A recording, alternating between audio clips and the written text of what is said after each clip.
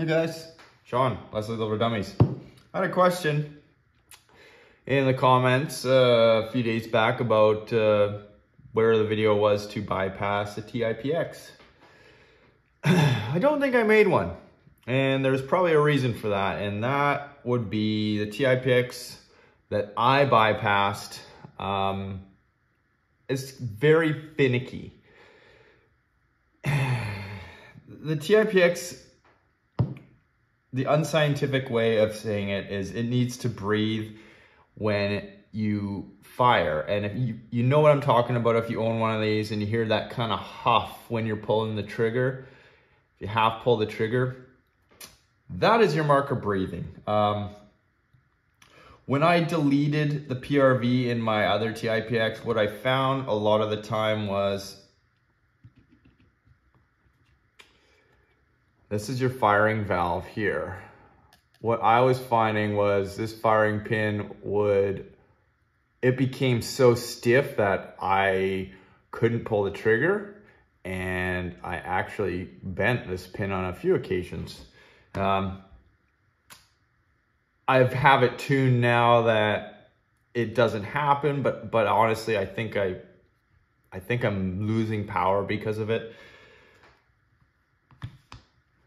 If you have an older Tipx that has an adjustable PRV, and I mean adjustable by, so here's your 3/16, that adjusts your velocity. In the older style, there is one that had a smaller Allen key down the center, much like the FSC. If you had one of those, they were very problematic. And if you're having a problem, I recommend you pick up yourself a updated regulator. There's a couple of things about this regulator that are better. One is you have a non-adjustable PRV, and I'm going to show that to you in a minute here and why it's superior. And also is this little screw right here. So in the older regs, this was a pressed ball, which tended to leak after a certain period of time, and more so when we crank these things up to what we're doing with them. So they've replaced that with a set screw that's locked in there. It is not coming out. And the adjustable PRV. Good news is these are dropping. So you pick a new one up, swap it out, you're good to go.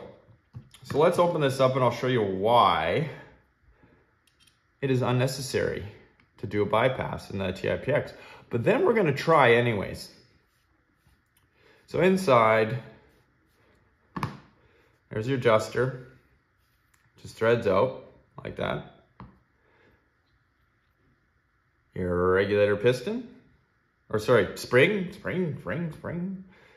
And then you have your piston here. And it's got an O-ring seal on the end. And has a O-ring seal on the base of the, so in FSC they call this a RV pad. I'm not sure it's referred to the same as in a Tipx. I think it's just called a regulator piston. But you can see a seal there, and you catch that. See, straight through. That is your PRV. And it works in a mysterious way. Well, not mysterious, but a much different way than you would typically see in an FSC or even in the M17. So down inside, you will see, and that shadow really bugs me. You can see the pin sticking out in there. And we're gonna open up the other side.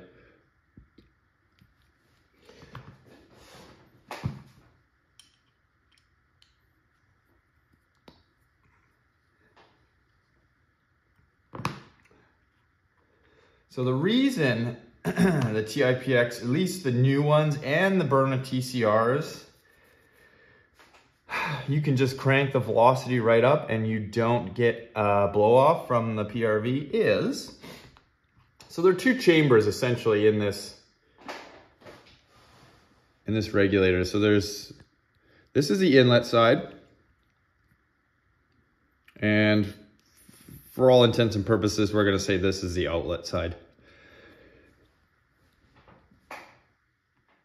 This pin is in this side.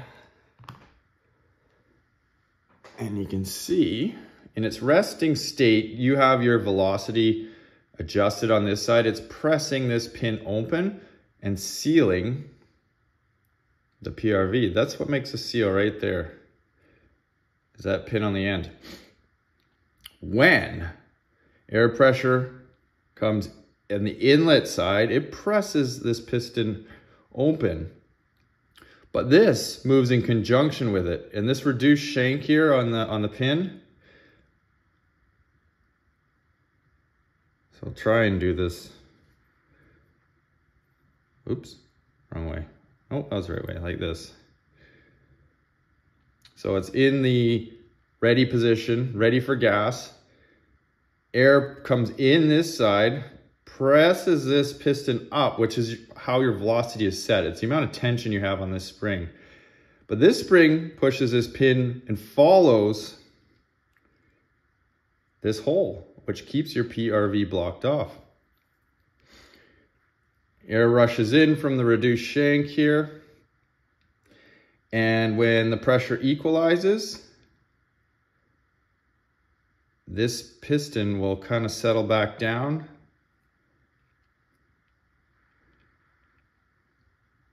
And that filled your chamber and it closes, ready for the next, well, waiting for you to fire that charged air that you have in your air chamber. So, knowing that, what do you see here? If these two are always following each other in conjunction, if you have your velocity maxed in the TIPX, it's always pressing the PRV shut, which is why it is pretty much a non-issue just to run this thing at max without any problems. But what I want to try today is just to reinstall this pin. So if you're going to be stupid or dummies like me, there is another O-ring down on the inside there. So make sure you don't lose that. I'm just going to drop my pin back in here. You can see there's a little recess there that your spring fits in. So if you're doing this, make sure you get it in the hole. Tighten it back up. This has an O-ring seal on it and it bottoms out. So you don't have to ugga-dug it. Just, that's it. Oh. Whew. All right, so what I'm gonna try is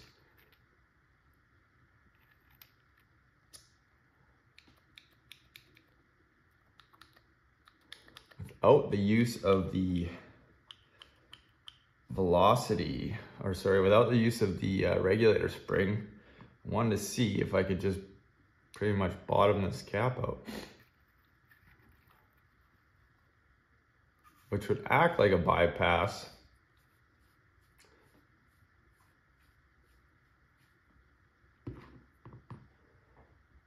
And well, we'll just see if it works.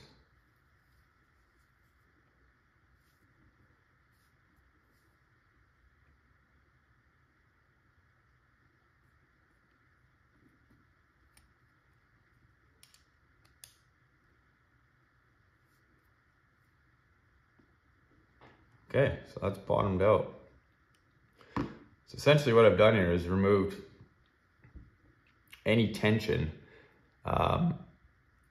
that would allow this pin to open and close in here. So it's just gonna allow full unregulated air into the marker, but keeping this pin in place because that's what plugged that PRV. In my TIPX, where I had deleted the PRV, that brass stem there, I actually drilled and tapped for a set screw And that's why I say this is more work than it's worth. Like, you know, then you gotta go buy set screws and you end up with like 1,000 of them and a tap set and a drill. And, you know, if you got that stuff already, no problem. But this marker just works if you just tighten your velocity up.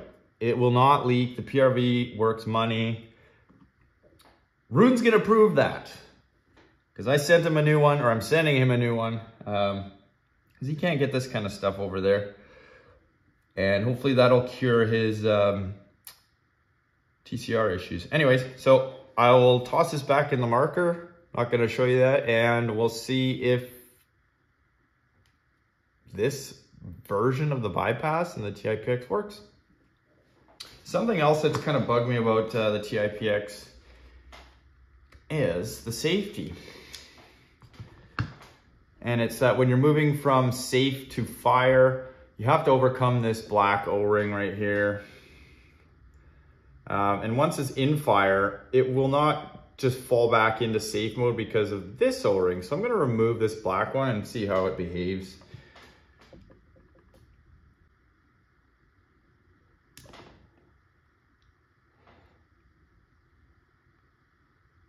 Oh, there it is, just a tiny little donut. I don't know how it's gonna affect, but I think it'll be just fine. So you see there, once it's in fire, it's not gonna fall back into safety, but what I wanna be able to do is just kind of one-hand it. It's always kind of been an issue with the Tipx. Okay, fire it again. All right, let's fire some rounds. I will be using Jewel V2 from Grimberg. I'll just put my 20 gram CO2 in and load up my magazine. And look at that, the safety works really good now. Just kidding, guys. But I did get my new clamshell. Third time's a charm, right? So I have been working on that on the side. But on a more serious note, the safety, I can easily function all day long with just one hand. All right, 16 gram is what we're going to use. Now, I don't know how this version of the bypass is going to behave. I am using a 16 gram, so it could behave differently on a 12 gram. But obviously I can't test 12 gram on this particular marker anymore. Well, let's see, will it hold air?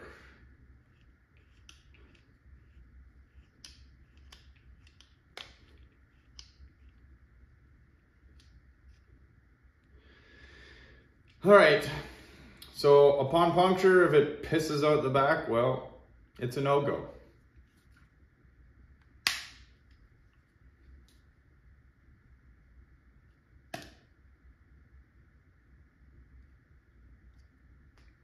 I think it punctured it. I didn't even hear it make a noise, actually.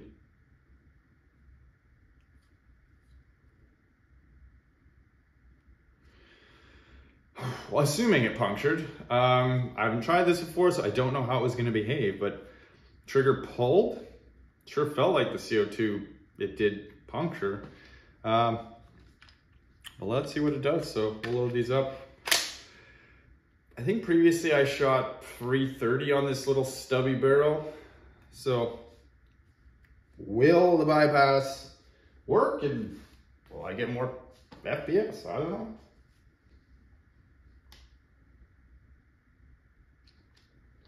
Negative. What? Let's remove the barrel. It just makes it easier to unscrew this cartridge, especially if something malfunctioned here. Let me try by hand first.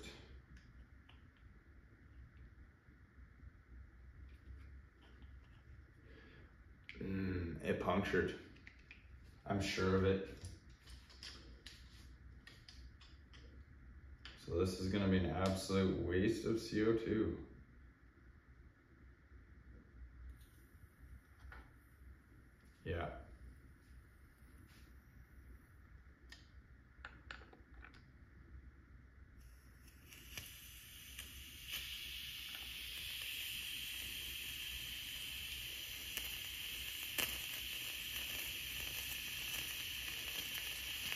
bypass is a no-go.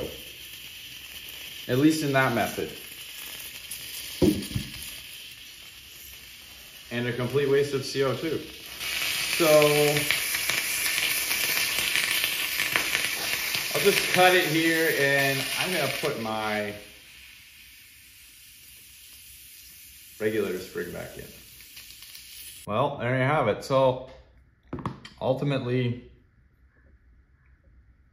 you're just gaining a headache.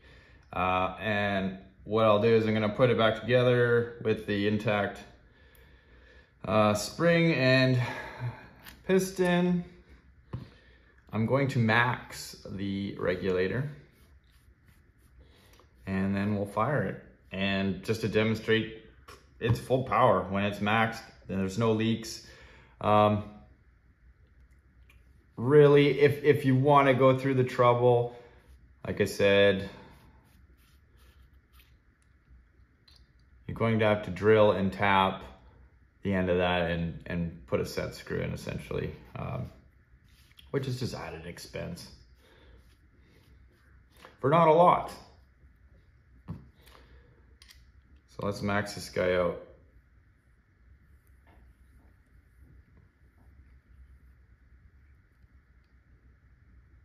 That's it.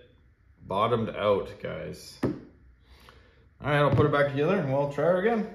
Okay, it's back together. Velocity is maxed, like absolute max, bottomed out with an intact PRV. And I'll just write in a new CO2 here.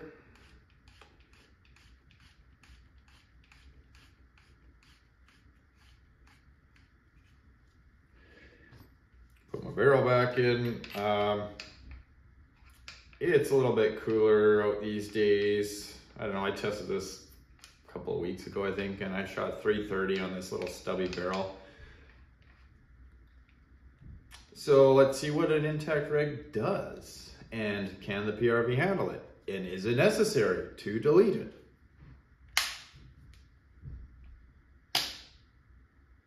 Punctured. No leaks. 8 gram joules, again.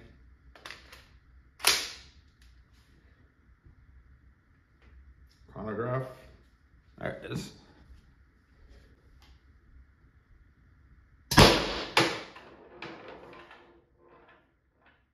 Same.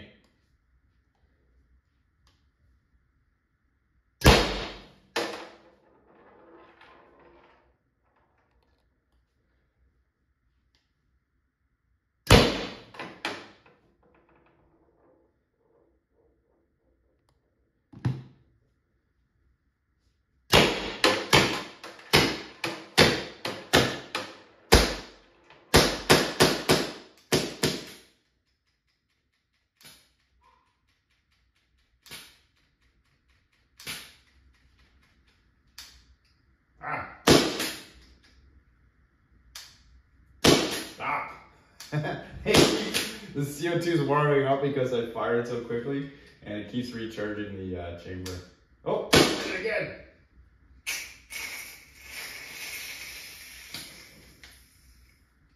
Well, there you have it.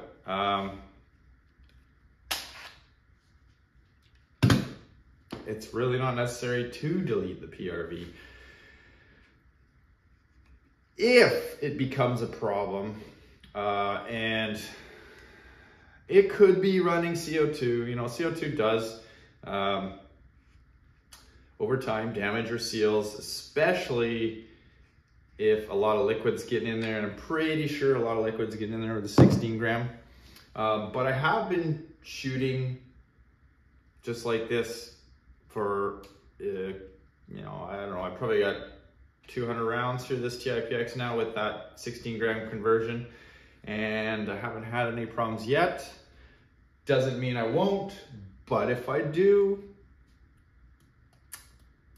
I will maybe revisit the PRV delete. And you know, actually, next time I have my other TIPX apart, maybe I'll just swap that PRV delete into this. It'd be much easier than me drilling and tapping a new one when I'm the whole point of this video is to show you that you don't really need it. 330 on a 5-inch barrel is pretty darn good. I'm missing out not having a longer barrel, but that's what the new clamshell's for. And I'm very curious to see if it will handle these 20 grams. And moving forward, I'm first going to try to get a non-threaded 16 gram to work in an uncut TIPX. The reason why, obviously the 20 gram fits very well, and it's probably the better option because, well, it pretty much is ready to go with my little conversion anyways. The 20 grams aren't cheap. They are not cheap. The 16 grams aren't cheap either, but they are cheaper. And I'm gonna get some 12 gram threaded as well, just to try.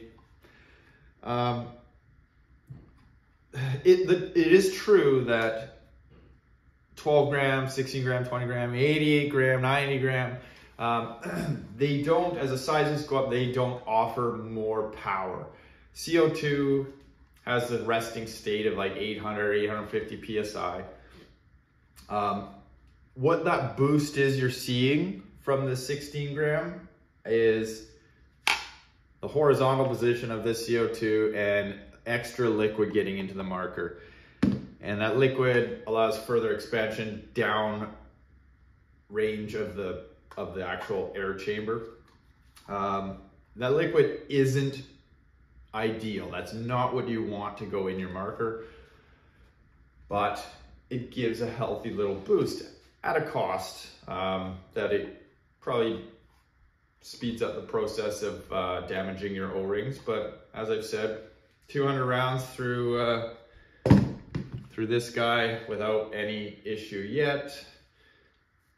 Oh, you know what? I did swap to the TCR valve in between, but that was probably 100. So let's just call it 100 shots, to be honest. So I have 100 shots on this valve, but 200 on the regulator. But there ain't much going on in there. You guys saw that. It's pretty simple. Anyways, hope that helps. Hope that answers some questions. If you have any other questions, by all means, put them in the comments. I try to fail, really. You know, a lot of these modifications come from failure, and if you don't try, you don't fail, you don't learn, and hopefully you learn something without failing today. Catch you guys in the next one.